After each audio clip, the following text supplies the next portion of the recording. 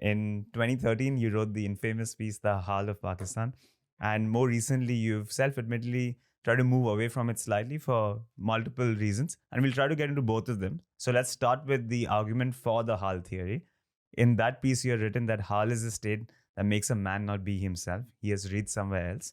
In the case of the Pakistan cricket team, it is the moment when Pakistan was about to turn it on. Pakistan is on, the scene is on.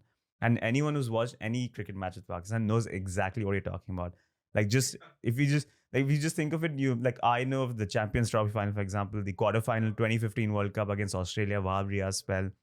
I remember there's an Asia Cup match against India, Afridi and Ashwin. Last over 2 6s. Yeah, 2 6s. There was a 2016 Asia Cup when Mohammad Amir, I think the T20 version of the Asia Cup. And then 1 month later was the T20 World Cup, and I think Mohammad Sami had this spell. And there's every single time that I watch something like this, I know exactly what you mean, because the first thought that doesn't go in my mind is, oh, that's a great bowling plan, or that was like great strategy. It's just there's a certain aura, a certain magic and energy that's taken over the game. And my gut instinct is always, what is happening? This is unreal. Like Virat Kohli never gives 2 catches in a row in a match of that stature. Or MS Dhoni will never hook the ball in the first 10 overs. That's not his style, right? So it's always like, what is happening? This can't be right. So in defense of the Hal theory, do you feel like just saying that this feeling, this aura, this energy, this force exists, something Vakar Yunus also spoke about in that interview, that yes, we used to feel it when we were on the field. Do you think just saying that it exists, but we don't understand what it is, there's no analytics that can actually break it down, and just embracing it for what it is and just surrendering to it, do you think that is a right approach to take? Yeah, I mean, when I wrote that piece, we were in an age of cricket where, I think data analytics had not penetrated the sport as it does now. And this was, that whole thing about the Hal was something that had been internalized in me, in almost any watcher of Pakistan cricket. We've seen it over the years, so many different occasions where they have just turned, they have switched on, and suddenly, the game and the world is not as you have known it 5 minutes ago, but it's completely different. And you're trying to explain it. And one of the times that it happened around that time, actually 2012, one was in Abu Dhabi when they defended 140 in a test match against England. They bowled them out for 72. That was part of that, infamous kind of whitewash that Pakistan did of England. 3-0, they won that series in the UAE. And then there was that one game, and it was a game against Sri Lanka. And Pakistan, Sri Lanka, as India, Sri Lanka, they play so often that, sometimes the games all seem like one, like you just forget. 5 match series, 5 ODI series or whatever. And it was this game in Sharjah, and I was there. And so this Abu Dhabi test had happened, and I had felt something, and I'd written a smaller piece then for the National. And one reader had written to me after reading that piece, who was part of the Barmi army. So he was sitting on the grass banks at the Sheikh Zayed Stadium, and he wrote to me like maybe a month after that piece. And he said that, I like really enjoyed your piece or whatever, but because he said that I also felt this like weird energy once Pakistan started taking wickets. I felt this really strange energy in the crowd, on the ground. And so I know what you felt. And I was like, okay, great, whatever. So that helped me then when I went to the Sharjah game when Pakistan played Sri Lanka, and Afridi, first saved them with the bat and then took 5 wickets, I think, and, helped them defend like 199. And Sri Lanka literally, I think, had been 150 for 3 or something. And suddenly Afridi got one through Sangakkara's defense, and then it was just all over. One by one it fell. And the biggest thing was, I was sitting next to Shahid Hashmi, who's a great, great, superb agency writer. So he writes for AFP, AFP news agency. He's their guy in Pakistan and that region. Has done years and years of cricket writing. And, agency writers are very kind of, agency copy you'll see, Reuters or AFP or AP, it's very strong on facts. No flowery language, just straight up, this is what happened in the match. Shahid Afridi scored 57 and took 5 wickets as Pakistan beat Sri Lanka by 17 runs to take a 3-1 lead in the series. That's the kind of, they have to like get, they are documenting history, so it's facts first. So he writes this copy, and this match was happening, and I was sitting next to him, and Afridi got Sangakkara out. And Shahid Bhai turned to me, and we've covered cricket for by that stage, we'd covered it for over 10 years together, and we'd seen each other at press boxes everywhere. And he turned to me and he said, "Kuch hone wala hai." And I was like, "Shahid Bhai, mujhe bhi yahi lag raha hai, कि something is about to happen here." And so he had actually written an entire copy, because he has to file on time. So he had written an entire copy saying that Sri Lanka won the match by XX wickets, and I'll fill in the blanks when they've won. And then as soon as that wicket fell, he was like, you know what? And because he's such a good writer, he said, I'm going to be safe, and I'm going to write another copy which says that Pakistan won this match, just to be sure, just to be safe and just to cover myself.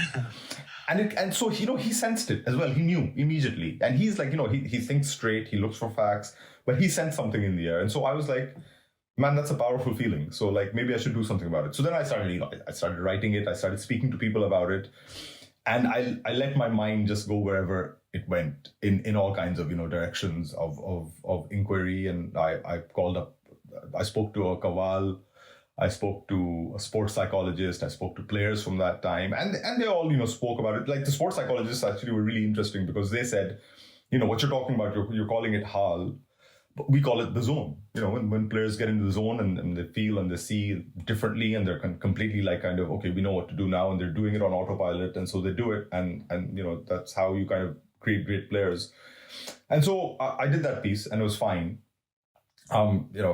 People liked it. I think it resonated with people to a degree. I brought in other influences, music, and listening and watching cricket at the same time and stuff.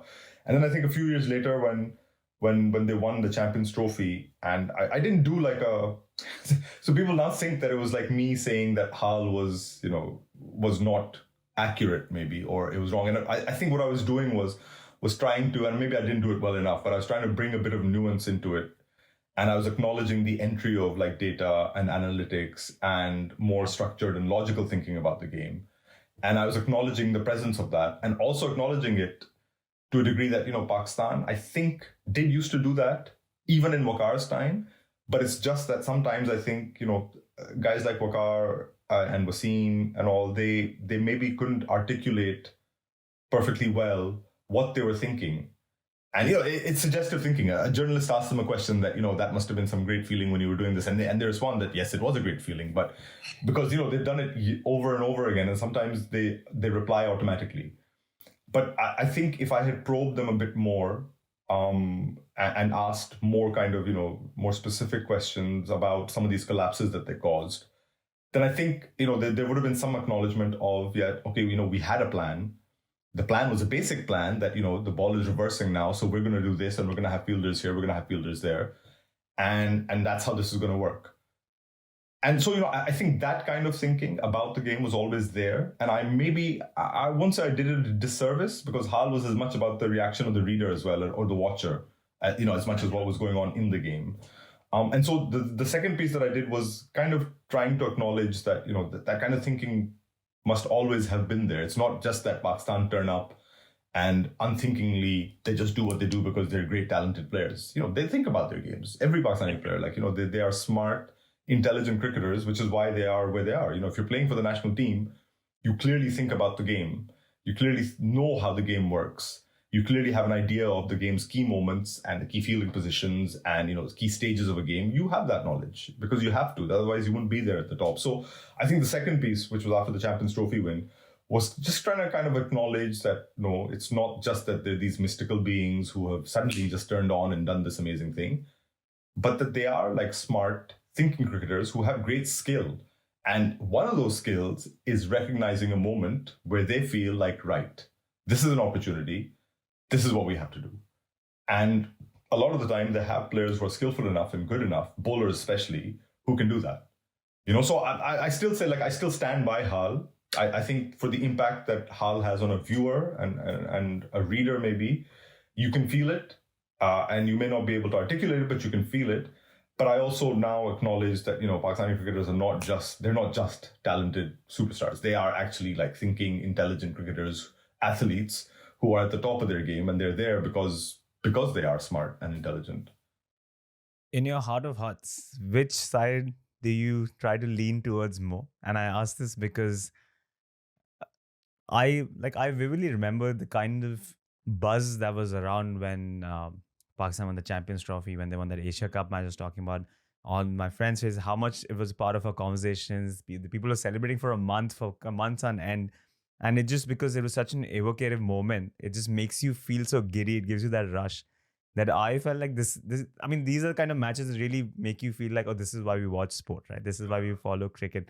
And on the other hand, it's like, okay, if you are strategic, if you are analytical, then you have successful teams that I sometimes find that they just remove the joy from watching cricket because they're so good at what they do. They're so well disciplined that it's just like, oh yeah, they went to the field, they did exactly, they executed all their plans, done.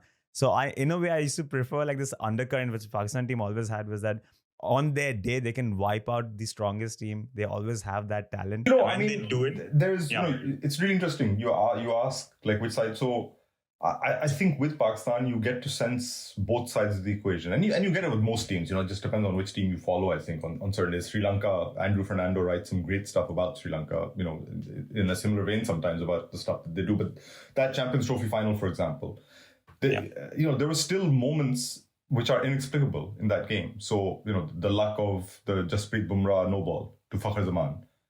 Hadn't bowled a no ball, I think, or maybe had bowled one no ball in his entire career until that stage when he bowled that no ball and Fakhar got out.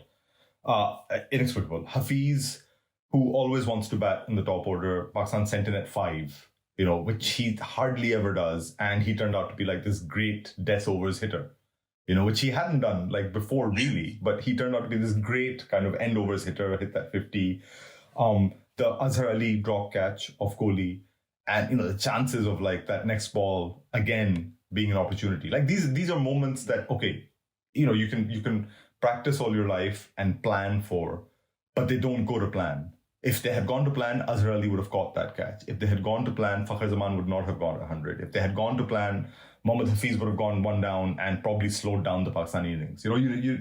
Because that's what happens sometimes. But things didn't go to plan, and so I think you can. And there was also another. I think I wrote about this. I think it was Hafiz who actually the ball hit the stumps. It rolled off his bat from Bumrah. The ball rolled onto the stumps, hit the stumps, but the bails didn't fall. Oh. So, you have moments, and this was Hafiz. Hafiz was an important wicket from that time, but he didn't get out. So, I think the beauty about cricket, and probably any sport, is that you can go that way of data and analytics, but you can also have this element of it. And I think the key is to kind of try and incorporate both. Cricket has such a rich kind of narrative. Every cricket game has such rich narrative potential to it. That you can really go crazy with the kind of stories that you write about a game. You can really go like everywhere. So you can go hardcore data analytics, especially about T20 games. You can go towards that kind of write about matchups and different metrics and the tactics and the strategy of it. But it's such a broad canvas as a sport, and it's unlike any other sport in this, in this instance that has 3 formats. You can go completely the other way and write an entire book about one test match in which you don't talk about the strategy or the tactics at all, because it offers you that platform. So I think the best cricket writing that I read, best cricket reportage I read, is usually something that blends both in. You don't go, I think, you don't become completely an analyst and write about a game, because, readers, I don't think the majority of readers want to read that much about the tactical side of it. Of course, people do. There are readers who want to, who want to know. But I think if you take a casual reader, then he would probably prefer some kind of blend of, great kind of narrative writing about a game, mixed in with some key kind of data insights and analytics, which helps them understand the game in a way that maybe they didn't before they started reading that piece. So I think, I at least strive to kind of be in the middle of both. And, I hate being this like in the middle person of things, but I see how, data and analytics has, for me, it's been a complete education. Some of our writers, Sid Monga, Karthik, KK, Sid Monga, Matt Roller here, some of our writers at Cricinfo and, outside of Cricinfo as well, Tim Wigmore, Jared, who see the game completely differently. And T20 especially, they see it in a different way to how I see it. And from reading their stuff and from reading the kind of stats that they do, Gaurav at Cricinfo is another guy, S. Rajesh is another guy. These guys, they think about the game, especially the T20 game, differently. And I think it's almost been a re-education for me to tap into that world. I don't want to lose myself in that world, but it's been a re-education to kind of look at the game the way they see it and of course try and retain that kind of the whatever it is, the lyricism, the beauty of the game in that sense, to try and kind of retain that. And I think what I strive to do constantly is just to be kind of, I guess, in the middle of it both.